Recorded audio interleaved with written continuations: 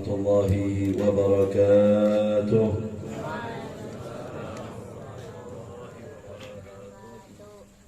الحمد لله الذي أحسن تدبير الكائنات وخلق الأراضين والسماوات وأنزل الماء من المعصرات وأنشأ حبا والنبات وقدر الأرزاق والأقوات وأثاب على أعمال الصالحات.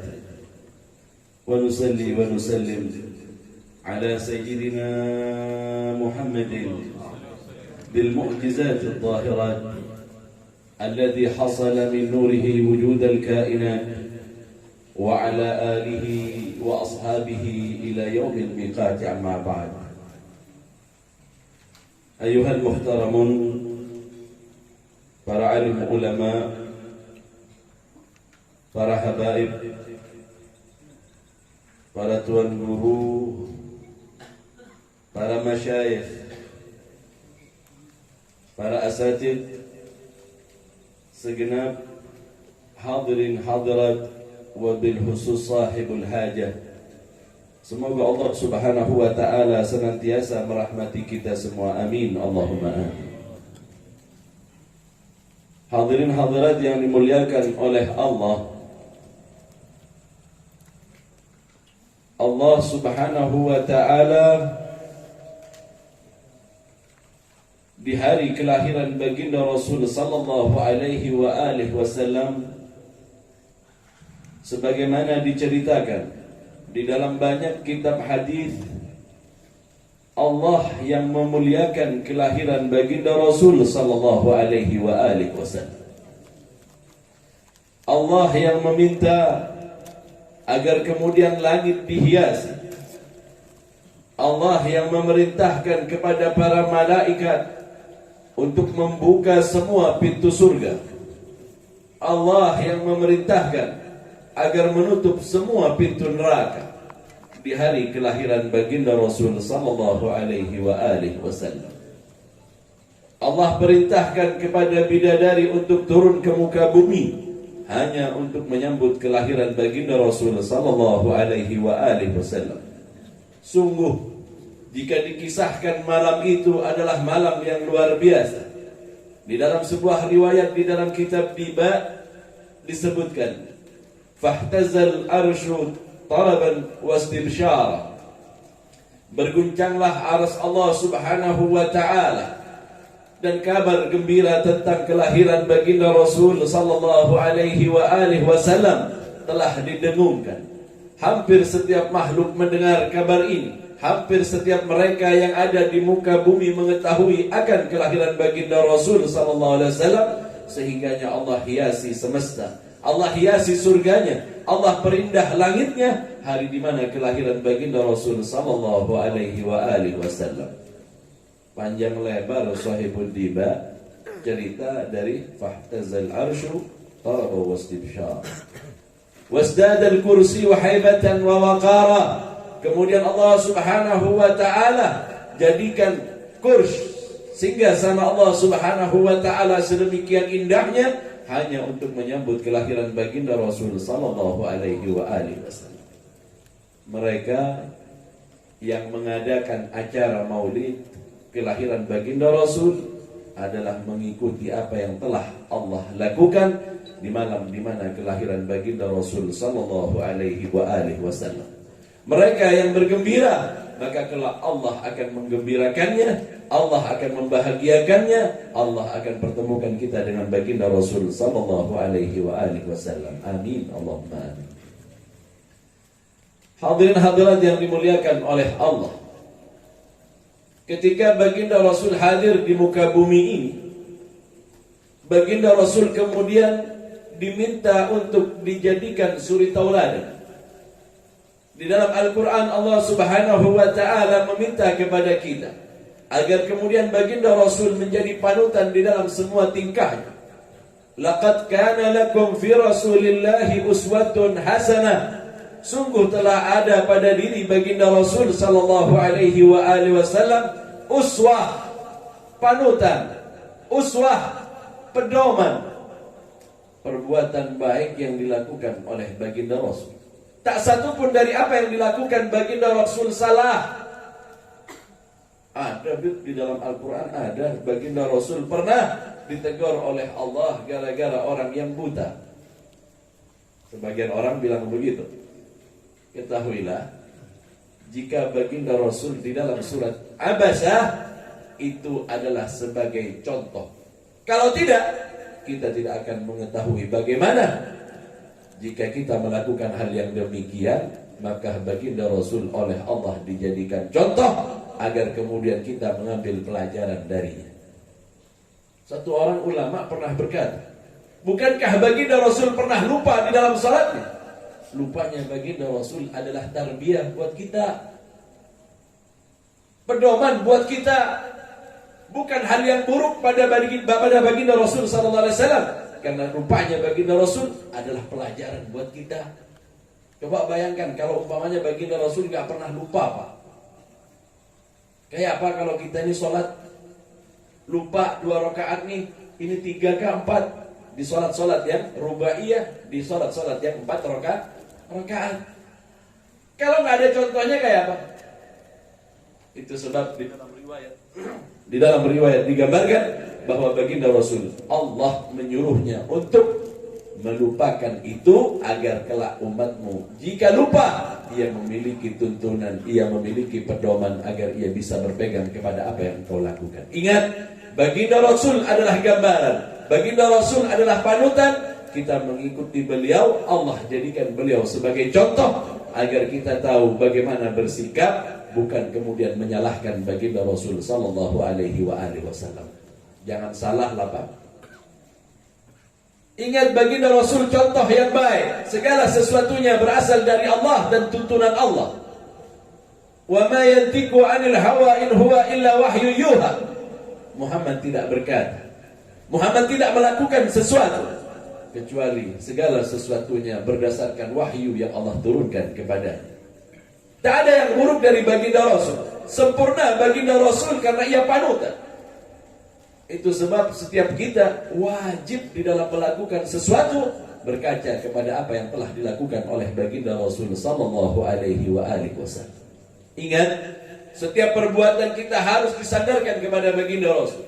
Jika ada sebuah perbuatan yang tidak berasal dari baginda Rasul, maka kelak akan dipertanyakan oleh Allah Subhanahu wa taala, siapa yang kau tiru, siapa yang kau contoh. Maka jika tidak dari baginda Rasul, sungguh beratlah pertanggungjawaban kita kelak tak kala kembali kepada Allah Subhanahu wa taala. Akan tetapi, jika apa yang kita lakukan adalah sesuatu yang pernah dilakukan oleh baginda Rasul, setiap apa yang kita lakukan yang berasal dari baginda Rasul lah yang kelak akan menjadi saksi akan segala sesuatu yang pernah berasal darinya, dan baginda Rasul lah yang nantinya akan mempertanggungjawabkan perbuatan kita karena kita meniru baginda Rasul sallallahu alaihi wasallam. Hadirin-hadirat yang dimuliakan oleh Allah, beberapa waktu yang lalu ada orang-orang yang kemudian mengatakan tentang beberapa orang sahabat baginda Rasul. Dia bilang kepada saya, Habib, kalau memang Sayyidina Abu Bakar itu adalah sahabat terdekat baginda Rasul, mengapa sedikit ia meriwayatkan dari baginda Rasul? Jika memang sahabat Sayyidina Abu Bakar adalah orang yang paling dekat kepada baginda Rasul, mengapa beliau menghafal sedikit sekali hadis baginda Rasul sallallahu alaihi wasallam? Dulu pertanyaan ini pernah saya bawa ke negeri Hadramut dengan maksud mau saya tanyakan kepada guru saya. Dulu saya nggak tahu jawabannya. Dalam hati terlintas hendak bertanya. Tiba-tiba beliau Sayyidil Habib Umar kemudian bercerita tentang cerita itu. Seolah-olah jawaban dari sebuah pertanyaan, walaupun saya masih belum mengajukan. Itu bukan kehebatan saya, Pak. Jangan salah menilai, ini kehebatan guru kita yang ketika mengetahui hendak ada pertanyaan, beliau telah menjawabnya terlebih dahulu tanpa kita bertanya kepadanya. Berceritalah Sayyidil Habib Umar bin Muhammad bin Salim bin Hafid. Beliau pernah berkata, Sayyidina Abu Bakar sepeninggal baginda Rasul sallallahu alaihi wasallam, beliau mendatangi anak putrinya Sayyidah Aisyah, salah seorang istri dari baginda Rasul sallallahu alaihi wasallam. Ketika sampai di hadapan anak putrinya, sedemikian ta'zimnya Sayyidina Abu Bakar karena menghargai anaknya yang telah menjadi salah seorang dari ummahatul mukminin. Apa kata Sayyidina Abu Bakar? Wahai istri baginda Rasul sallallahu alaihi wasallam, wahai putri, tidakkah engkau tahu bahwa aku adalah orang yang ingin meniru segala sesuatu apa yang berasal dari baginda Rasul sallallahu alaihi wasallam? Tidakkah engkau tahu aku berusaha untuk menjalankan hidupku agar aku sama dengan baginda Rasul sallallahu alaihi wasallam? Apa kata Sayyidah Aisyah? Wahai ayah, tidak aku saksikan satu orang pun yang mirip kehidupannya dengan baginda Rasul selain engkau. Dari ini kita tahu jawabannya. Sayyidina Abu Bakar bukan menghafal hadis, bukan menghafal ucapan baginda Rasul, akan tetapi beliau membumikan kepada dirinya. Beliau kemudian melaksanakan segala apa yang merupakan sunnah baginda Rasul, sehingganya jika engkau hendak melihat kehidupan sempurna seusai baginda Rasul sallallahu alaihi wasallam, setelah masa baginda Rasul, maka orang yang paling mirip hidupnya dengan baginda Rasul adalah Sayyidina Abu Bakar. Disinilah kemudian saya paham betul bahwa sesungguhnya Sayyidina Abu Bakar tidaklah menghafal hadis, akan tetapi setiap kali ada apa yang dilakukan oleh baginda Rasul, beliau mencontohnya, bukan menghafalnya, Pak. Sebagian kita masih menghafal hadis tetapi tidak mengerjakannya. Sebenarnya yang diminta adalah untuk mengamalkannya, melaksanakannya. Ini Sayyidina Abu Bakar. Apa jawab Sayyidah Aisyah? Wahai ayahku, sebenarnya masih ada satu sunnah yang belum kau kerjakan. Apa itu wahai putriku? Baginda Rasul sallallahu alaihi wasallam senantiasa menyuapi seorang Yahudi buta yang ada di pasar. Itu yang dilakukan oleh baginda Rasul, dilakukan oleh baginda Rasul sallallahu alaihi wasallam. Bergegas Sayyidina Abu Bakar membawa beberapa butir korma untuk diberikan kepada Yahudi buta tadi. Ia mendengar dari Sayyidah Aisyah bahwa baginda Rasul menyuapinya. Gak detail, hanya disuapi begitu saja. Itu sebab baginda Rasul mendatangi Yahudi tadi, seorang Yahudi yang buta, seorang Yahudi perempuan yang buta. Dia duduk mendengar orang yang berlalu lalang di depannya di pasar di kota Madinah. Apa yang dia katakan? Wahai kalian, jika kalian mendengar apa yang disampaikan oleh Muhammad, janganlah kalian percaya. Dia tak mendengar cerita tentang baginda Rasul telah tiada. Ia katakan baginda Rasul bohong, baginda Rasul mengada-ada, baginda Rasul tukang sihir katanya. Kata Sayyidah Aisyah, walaupun baginda Rasul dikatakan seperti itu, baginda Rasul masih menyuapkan korma kepada perempuan ini. Namun kita, Pak, Bu, dicaci maki begitu, masih kita suapin. Inggih, tapi kasih racun dalamnya sedikit. Sakit hati kita. Tidak dengan baginda Rasul. Ingat, baginda Rasul itu jika yang dicaci maki tentang dirinya, sedikit pun tidak bergeming. Jika orang mencaci maki tentang apa yang ada pada diri baginda Rasul, sedikit pun baginda Rasul tidak mendengarkannya sama sekali. Dan tidak berbekas. Bisa kali ditiru. Coba aja. Kita lewat kemudian ada yang ngomongin kita, Rasulullah tidak mendengarkannya. Pas pulang kita lagi sholat, ingat gitu sama dia. Wah, ngajar. Nanti ya, kalau dia bilang lagi, saya lemparin. Mungkin pertama aja kita lewat, tapi di waktu sholat kita ingat. Di waktu kita akan tidur, kembali lewat di pikiran kita. Dan itu tidak terjadi kepada baginda Rasul sallallahu alaihi wasallam. Sayyidina Abu Bakar jadi ragu. Ini orang caci maki baginda Rasul. Akankah aku menyuapinya? Namun kata Sayyidah Aisyah, kata istri baginda Rasul, kata putriku, baginda Rasul tetap menyuapinya. Duduk Sayyidina Abu Bakar. Kemudian satu persatu hendak dimasukkan. Begitu memasukkan korma pertama, dimuntahkan oleh Yahudi. Engkau bukan orang yang biasa menyuapi saya. Tahu? Dari mana engkau tahu bahwa aku bukan orang yang biasa menyuapimu? Orang yang menyuapi saya itu biasanya dikunyah dulu sampai halus, sehingganya saya nggak repot-repot lagi, tinggal nelan aja. Ini masih bulat, ada bijinya, dimasukkan ke mulut saya. Pasti engkau bukan orang itu. Berurai air mata, Sayyidina Abu Bakar bercerita kepada orang yang kau bicarakan. Orang yang senantiasa menyuapimu dan mengunyahkan makanannya untukmu, orang itu telah diam. Terdiam Yahudi buta ini. Dia berpikir, benarkah orang yang biasa menyuapiku ini telah kembali kepada Allah?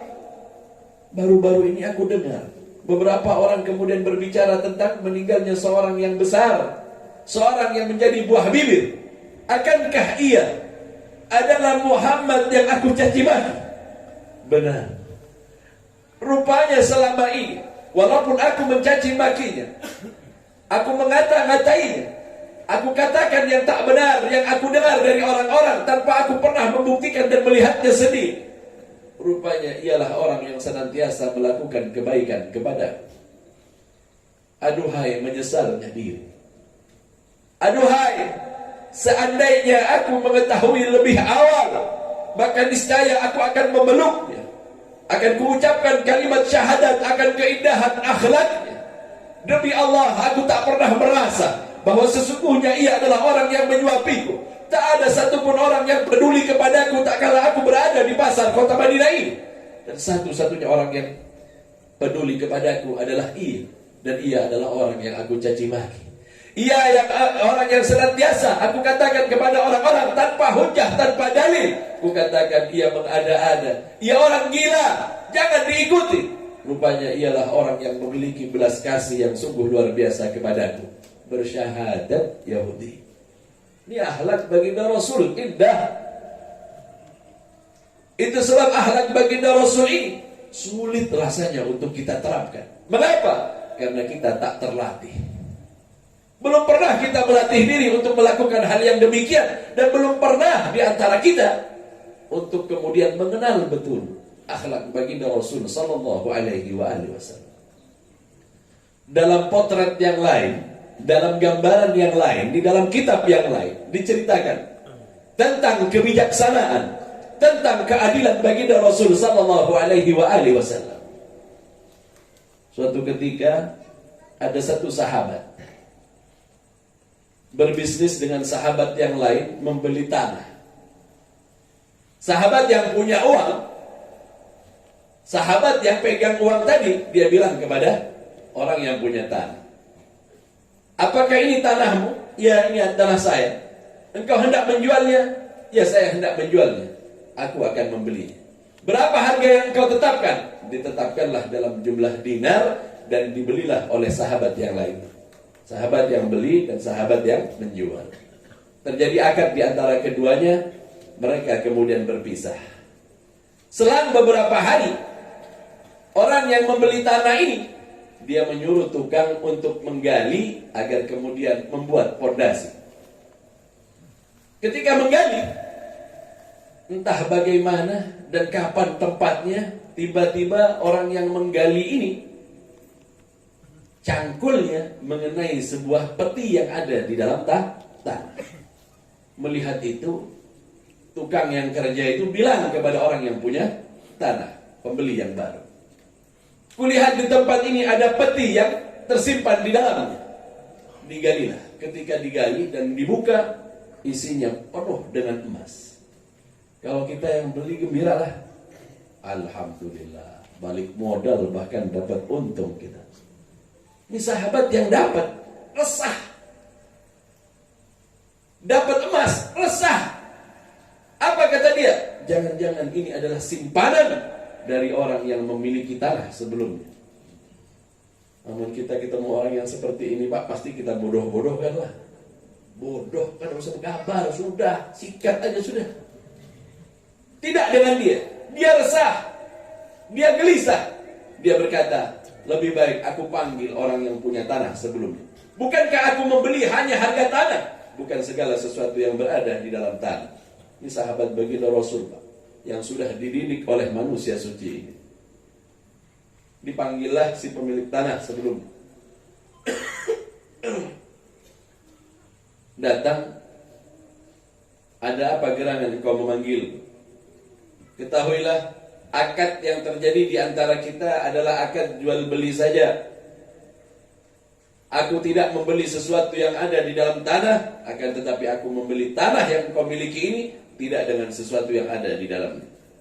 Ini bukan milikku, dan aku yakin itulah pasti milikku. Ini kalau ketemu orang kayak kita yang punya tanah sebelumnya, oh iya, itu simpanan kakek kita dulu. Mau pura-pura bodoh kita nih. Tetapi ini orang dididik oleh baginda Rasul. Si pemilik tanah berkata, demi Allah, aku belum pernah menyimpan sesuatu apa. Demi Allah, ini bukan milikku. Ketika aku menjualnya kepadamu, maka semuanya sudah menjadi milik. Aku gak mau. Ada yang begini. Ini kalau ketemu orang yang jadi penengah antara pembeli dan penjual.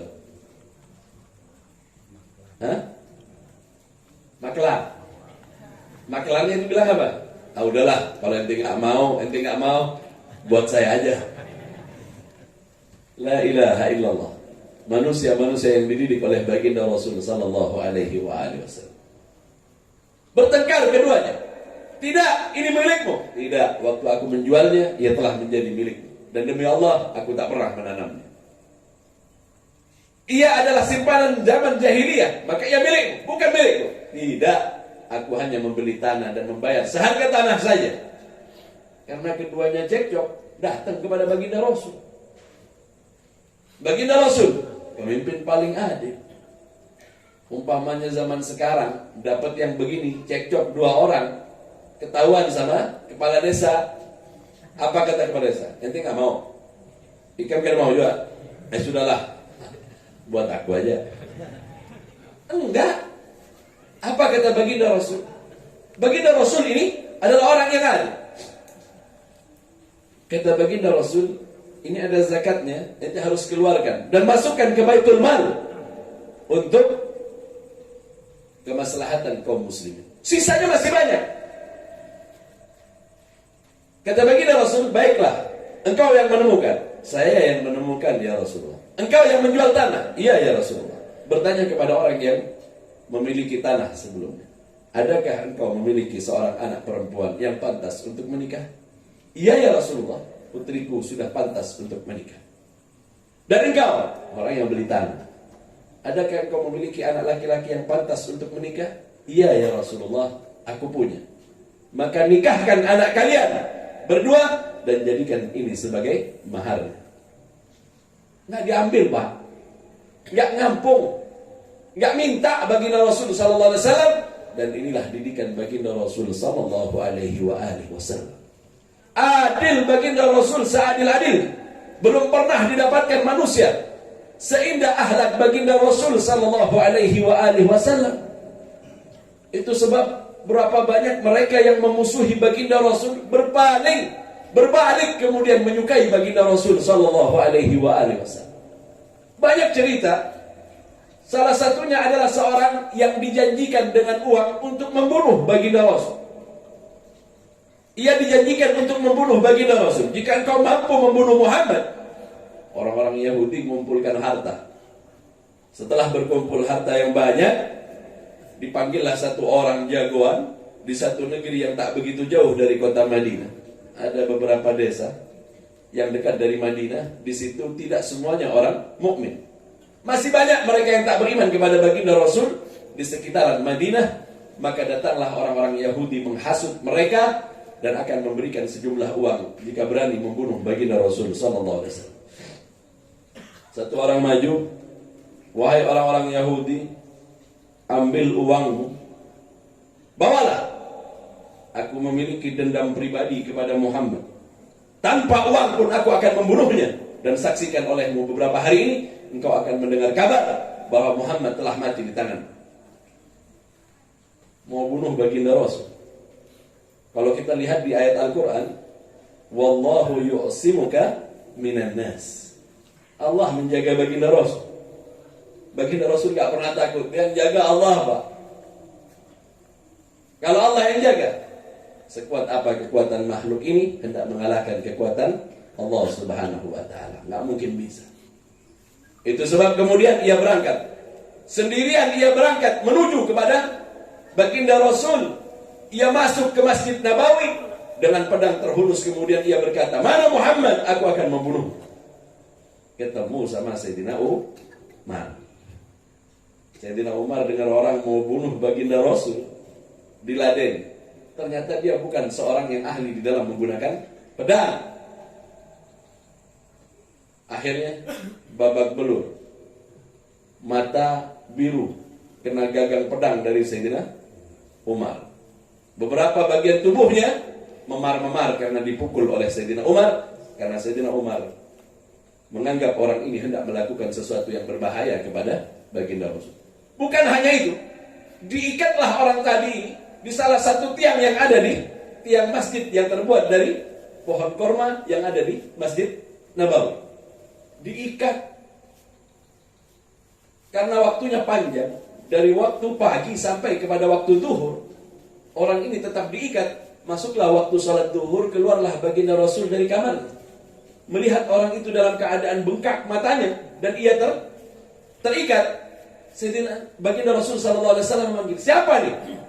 Yang punya kerjaan di siapa nih? Kenapa orang ini diikat? Ya Rasulullah, orang di masjid bilang dia mau membunuhmu. Lepaskan ikatannya. Ini orang jelas-jelas mau bunuh, suruh lepas ikatannya. Kalau kita apalagi dalam keadaan terikat nih, nggak bisa apa-apa. Baginda Rasul berkata, lepaskan ikatannya. Sayyidina Umar buru-buru datang, ya Rasulullah, yang ngalahkan dia saya. Yang buat mata dia babak belur siapa Umar? Saya. Wahai Umar, bukankah tak seharusnya engkau melakukan yang demikian? Dia menyerangku ya Rasulullah. Bukankah engkau bisa mengalahkannya dengan mudah? Nyesal juga Sayyidina Umar. Dia pikir bakal dapat gelar pahlawan dari baginda Rasul, malah dimarahi. Dia bilang, ya Rasulullah, ini orang mau bunuh. Ini ia datang kemari hanya untuk menyakiti, membunuhmu ya Rasulullah. Wahai Umar, tidakkah cukup ayat dari Allah Subhanahu wa ta'ala, wallahu yuqsimuka, Allah menjagamu. Ya Rasulullah, gimana nih ya Rasulullah? Lepaskan. Dilepasin sama Sayyidina Umar. Khawatir Sayyidina Umar, dengan tangan tetap memegang kepada gagang pedang. Wahai Umar, letakkan tanganmu di tempatnya untuk tidak berpegang. Ya Rasulullah, saya khawatir. Lepas. Sejak kapan kau mengikatnya? Dari pagi tadi ya Rasulullah. Ambilkan makanan. Diambilkan makanan baginda Rasul sallallahu alaihi wasallam.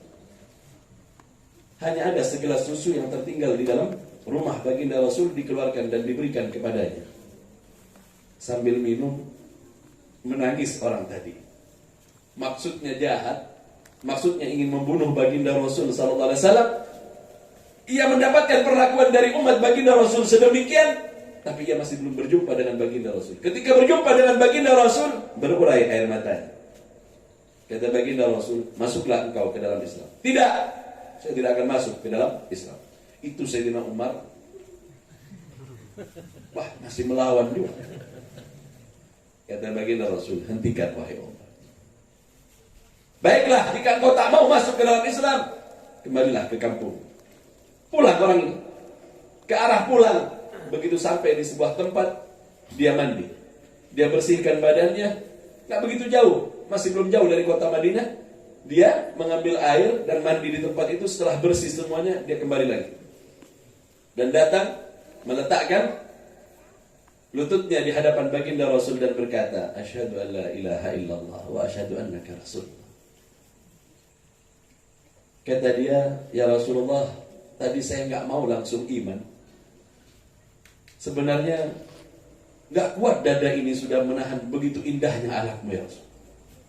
Akan tetapi ya Rasulullah, jika aku beriman di tempat ini, ketika aku diikat dan ketika aku dilepaskan olehmu dan diberikan makan olehmu, aku khawatir kaum muslimin akan menyangka aku beriman karena aku ini takut kepada mereka. Itu sebab saya pulang dulu ya Rasulullah. Maka kemudian saya bersihkan diri saya, maka saya ikrarkan Islam saya. Doakan aku ya Rasulullah, aku akan sampaikan kebaikan ini kepada orang-orang yang ada di kampung. Pulang dia ke tempatnya, disambut semuanya oleh orang-orang kampungnya. Kemudian dia bercerita kepada orang kampung, demi Allah zat yang satu, aku telah beriman kepada Muhammad. Ini orang Jawara, nggak ada yang berani juga sekampungan sama dia. Aku telah beriman kepada baginda Rasul sallallahu alaihi wasallam. Tadinya aku berangkat sebagai orang yang paling benci kepada baginda Rasul. Setelah pulang, aku adalah orang yang paling mencintainya. Tidak akan aku biarkan satu orang pun di antara kalian menyakiti Muhammad atau menyebut namanya dengan tak baik. Berhati-hatilah dan takutlah engkau kepadanya. Berubah, dia menjadi kemudian pembela baginda Rasul sallallahu alaihi wasallam. Orang yang tadinya paling benci, pulangnya kemudian membawa cinta yang luar biasa. Atau cerita yang lain, seorang perempuan yang bernama Sofia bintu Huyai, salah satu istri baginda Rasul sallallahu alaihi wasallam. Salah satu istri baginda Rasul sallallahu alaihi wasallam. Saudaranya dibunuh di dalam peperangan bersama baginda Rasul. Ayahnya terbunuh di dalam peperangan. Kakeknya, dalam riwayat juga menyebutkan pamannya, wallahu a'lam mana yang benar. Yang jelas 3 orang dari keluarganya telah terbunuh. Apa kata Sofia bintu Huyai? Tak ada orang yang paling kubenci selain Muhammad. Tetapi karena kekalahan perang tadi, maka tertawanlah Sofia bintu Huyai. Dia jadi tawan. Ketika jadi tawanan, biasanya diperlakukan dengan hina. Maka aku didudukkan di tempat yang berbeda dengan yang lain. Karena aku adalah masuk salah seorang anak dari tokoh dari mereka orang-orang Yahudi. Didudukkan aku di tempat yang istimewa, dilainkan oleh Muhammad. Kemudian ia datang kepadaku dan meminta maaf kepada. Ini baginda Rasul, dia orang yang paling dia benci. Begitu melihat baginda Rasul sebagai seorang yang mulia, pemimpin yang tinggi, dia khawatir baginda Rasul hendak melakukan apa saja kepadanya. Bahkan kemudian baginda Rasul memuliakannya dan berkata kepada Sofia bintu Huyai, maafkan aku, mau tak mau kemudian peperangan terjadi di antara kami dan keluargamu telah menjadi korban. Atas nama kami kaum muslimin, aku ajukan kepadamu permohonan maaf. Tadinya Sofia menyangka dia akan dipermalukan. Ternyata dia dimuliakan. Bahkan dengan tulus baginda Rasul meminta maaf kepadanya. Setelah itu baginda Rasul berkata kepadanya, tak pantas kalian jadikan Sofia sebagai tawan. Melihat dirinya dimuliakan, dia kemudian berkata kepada baginda Rasul, ya Rasulullah, sesungguhnya jauh sebelum peperangan terjadi aku telah bermimpi. Apa mimpimu wahai Sofia? Aku bermimpi bulan jatuh di pangkuan.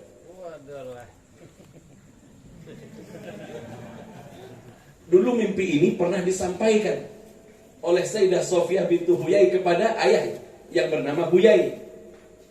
Wahai ayah, semalam saya mimpi rembulan jatuh di pangkuan saya. Dipukuli Sofia bintu Huyai sama ayahnya. Ayahnya seorang tokoh. Apa kata dia? Kelak engkau akan menjadi seorang istri dari Nabi yang terakhir. Engkau akan menjadi istri dari Muhammad nanti. Sudah tahu ayahnya. Tetapi tetap saja ia memerangi baginda Rasul sallallahu alaihi wasallam dan terbunuh di dalam sebuah peperangan. Itu sebab Sofia bintu Huyai menyampaikannya kepada baginda Rasul. Ketika disampaikan kepada baginda Rasul, apa jawab baginda Rasul? Aku akan jadikan engkau sebagai istri. Dimuliakan. Sehingganya tadinya ia benci kepada baginda Rasul luar biasa. Di masa hidupnya tak ada orang yang dicintai oleh Sofia bintu Huyai seperti baginda Rasul sallallahu alaihi wasallam. Sofia bintu Huyai ini abahnya orang Yahudi. Karena rasa cemburu, Sayyidah Aisyah seringkali mengatakan kepada bintu Huyai, wahai anak seorang Yahudi. Dicaci maki sama Sayyidah Aisyah. Istri baginda Rasul begitu. Ya, istri baginda Rasul manusia, Pak. Pertengkaran di antara mereka ada. Namun yang Rasulullah saja begitu, apalagi yang kita. Lah, ada yang dua ke istrinya. Kalau dari ketawanya sih nggak ada. Banyak yang berkeinginan saja. Kan orang niat lebih baik dari dilakukan. Jadi niatnya sudah dapat pahala. Pak, niatin aja udah. Niatin aja, nggak usah dilakukan. Lah, seringkali begitu. Sayyidah Aisyah seringkali begitu. Sampai suatu ketika aku benar-benar cemburu kepada Sofia bintu Huyai. Apa yang terjadi? Sayyidah Aisyah keluar dari pintu rumahnya. Kelihatan Sofia bintu Huyai tangannya dipegang oleh baginda Rasul. Cemburu Sayyidah Aisyah. Benar kan? Coba aja kalau nggak percaya sama istri-istri itu sendiri.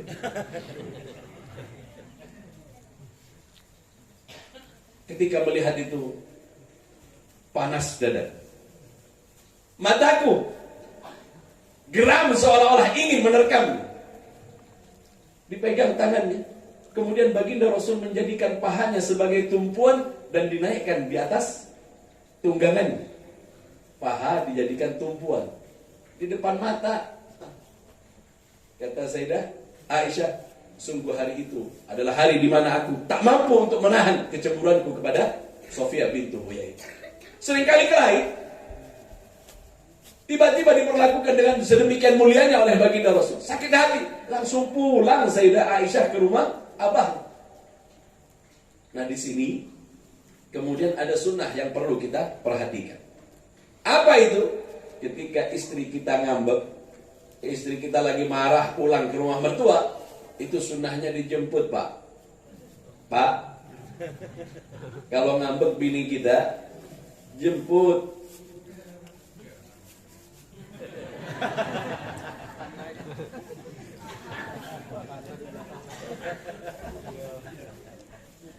Jadi Sayyidah Aisyah pulang ke rumahnya dengan mata menangis. Dia masuk ke rumah abahnya. Si abah melihat demikian, apa kata Sayyidina Abu Bakar? Mengapa engkau pulang kemari tanpa suami? Sayyidina Abu Bakar berkata, pasti engkau melakukan sebuah kesalahan wahai Aisyah. Dia nggak mungkin bilang baginda Rasul salah, karena baginda Rasul manusia yang dijaga oleh Allah. Apalagi Sayyidina Abu Bakar adalah salah satu sahabat baginda Rasul. Tidak wahai ayahku, kali ini sungguh aku telah cemburu dan terbakar oleh rasa cemburuku. Aku tak ingin kembali pulang ke tempatku lagi. Bisa begitu juga istri baginda Rasul. Istri baginda Rasul manusia, Pak. Dan ini buat contoh. Bukan kemudian kita menjelek-jelekan Sayyidah Aisyah. Itu sebab dia tak mau pulang. Maka sebagai mertua yang baik, Sayyidina Abu Bakar bilang apa? Pulanglah. Karena sungguh tak ada keridhaan kepada seorang perempuan yang meninggalkan seorang suaminya di rumah dan dia pulang tanpa izin ke rumah abah. Begini seharusnya kalau jadi mertua, Pak. Lah, melihat anak kita pulang sendirian, jangan kemudian, kenapa? Saya dipukul sama suami saya. Saya memang sakit hati sama suami itu. Malah jadi begini. Runyam jadi. Ini mertua yang baik. Pasti engkau salah. Keluar dari rumah, mau udah gak bener. Dimarahi. Tak lama berselang baginda Rasul datang menjemput. Di sini katanya sunnah kita menjemput orang yang lagi ngambek tuh, istri kita tuh. Sunnah, Bib, sunnah. Jangan kemudian dibiarin. Biar aja, Bib. 2-3 hari nanti pulang sendiri. Jangan. Sebelum itu terjadi, sunnah baginda Rasul kita kerjakan. Datang baginda Rasul mengucapkan salam. Sayyidah Aisyah tidak menjawab, tetapi Sayyidina Abu Bakar lah yang menjawab. Perempuan kalau lagi sakit hati begitu, Pak. Iya, Bu. Bu. Kompak, Pak. Jangan ngucapin salam kepada orang yang lagi sakit hati, Pak. Cuma nggak dapat jawaban. Yang jawab Sayyidina Abu Bakar, "Waalaikumsalam ya Rasulullah. Aku hendak mengambil Aisyah." "Silahkan ya Rasulullah." Kata baginda Rasul, "Marilah pulang bersamaku wahai Aisyah." "Tidak, aku tidak akan pulang," kata dia. Sakit hati melihat Sayyidah Sofia. "Dan ketahuilah, aku tidak akan pernah pulang kembali ke tempat." Mengangkat suara seperti itu ditempeleng sama Sayyidina Abu Bakar. Ditempeleng oleh Sayyidina Abu Bakar. Dalam riwayat itu kita bisa lihat mengeluarkan darah di pojok bibir. Baginda Rasul sebagai suami yang baik, dia malah kemudian berkata kepada Sayyidina Abu Bakar, "Tak pantas engkau melakukan hal yang demikian wahai Abu Bakar kepada istri. Telah berpindah haknya kepadaku dan bukan hakmu lagi." Suami kalau istrinya dimarahi sama mertua, dibela, Pak. Ini enggak. Kalau kita ya di posisi baginda Rasul, memang suka melawan begini, Pak, dia ini begini terus. Jangan cuma ditempel, tendang sekalian, Pak. Ya, ini kita baginda Rasul yang jadi suri tauladan. Bukan kita, baginda Rasul yang mengajar. Apa kata Sayyidah Aisyah? "Biar engkau membelaku, aku tidak akan lagi pulang ke rumah." Berat. Bahkan di dalam riwayat yang lain, Ibn Katsir bercerita, Sayyidah Aisyah berkata apa? "Jika aku berdoa kepada Allah, aku tidak akan pakai menggunakan namamu lagi." Wah. Biasanya para sahabat, "Ya Allah, dengan hak Nabi, ya Rabb Muhammad." Kadang begitu sahabat berdoa kepada Allah Subhanahu wa Ta'ala. Sekarang saya enggak lagi. Kalau saya mau minta kepada Allah, saya akan katakan, "Ya Rabb Ibrahim." Saya tidak akan sebut namamu lagi. Sayyidah Aisyah, kata baginda Rasul, "Pejamkan matamu wahai Aisyah." Dia pejamkan matanya. Kata Sayyidah Aisyah, "Aku khawatir baginda Rasul pun memukul. Karena aku tahu baginda Rasul marah kepadaku." Tiba-tiba rasa hangat yang aku rasakan, baginda Rasul mendekapku di dadanya. Ini baginda Rasul kalau marah, Pak, dipeluk istrinya. Ibu-ibu, amunnya marah suami, kalau kita marah kita dipeluk kah sama?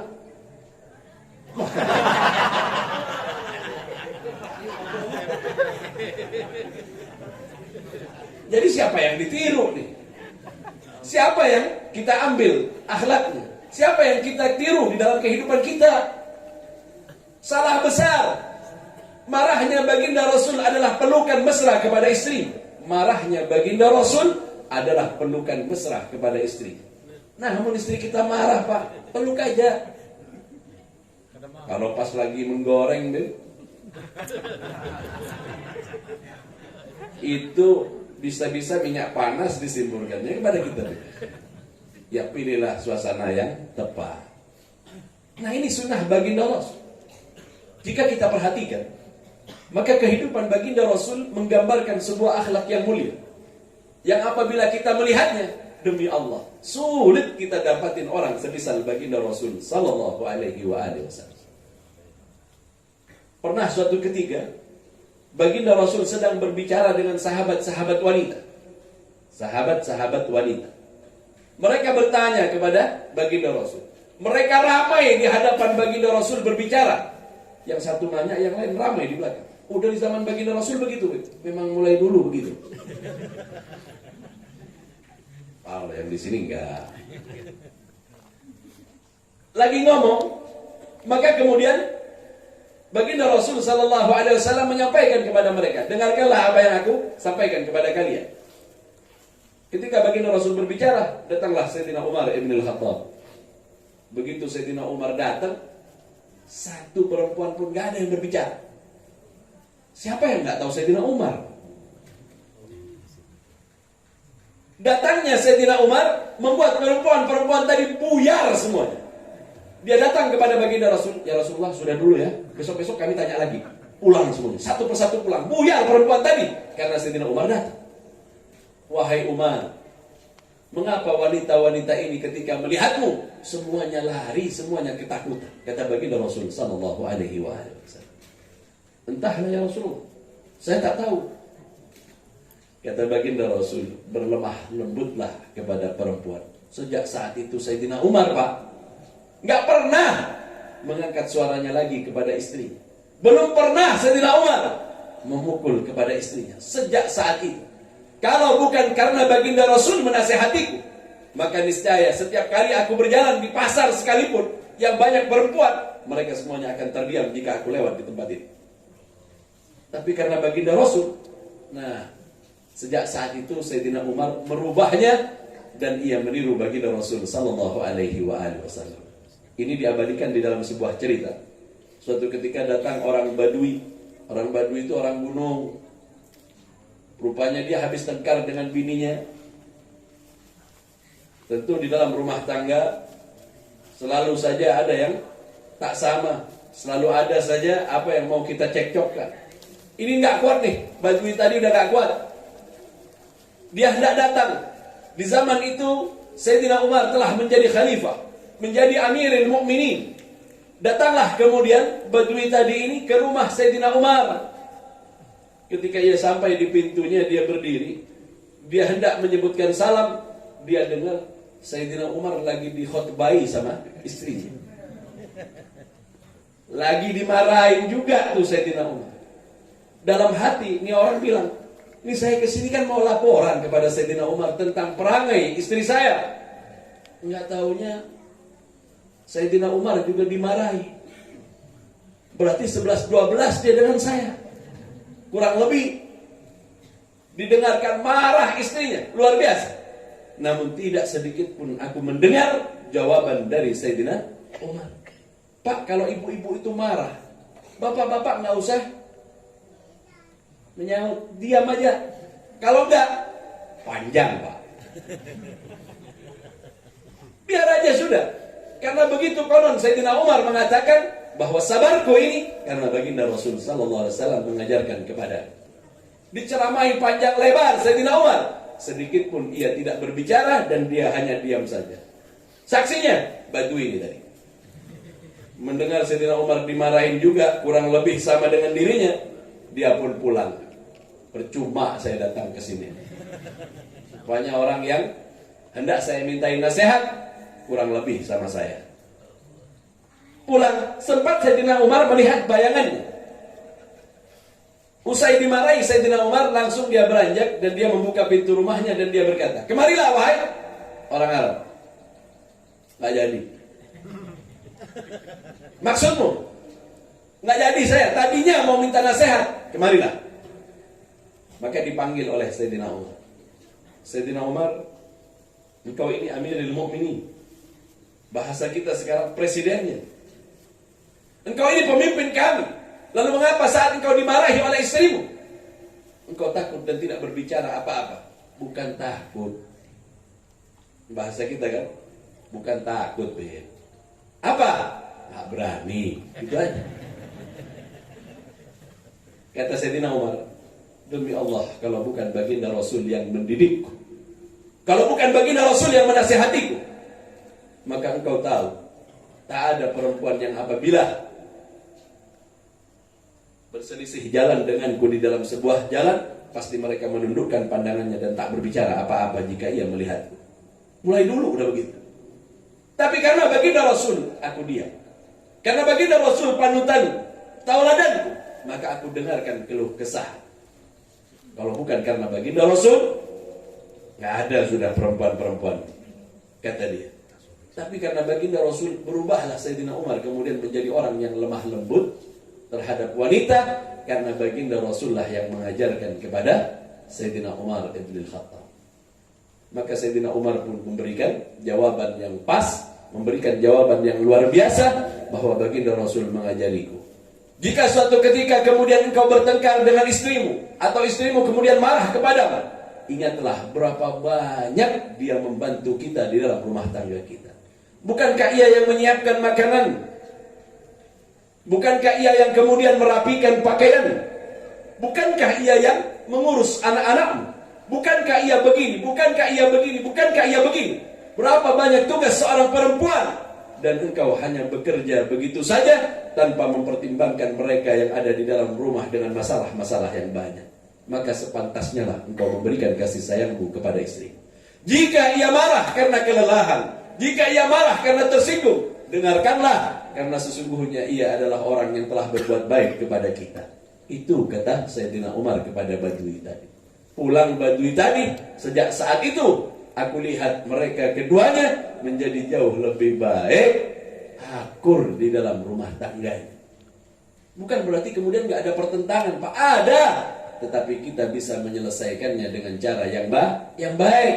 Na'udzubillah, thumma na'udzubillahi min dzalik. Tak kala kita menjadikan orang selain baginda Rasul sebagai suri tauladan kita di dalam kehidupan kita. Na'udzubillah, thumma na'udzubillah. Itu sebab bapak-bapak, ibu-ibu, kita tiru baginda Rasul.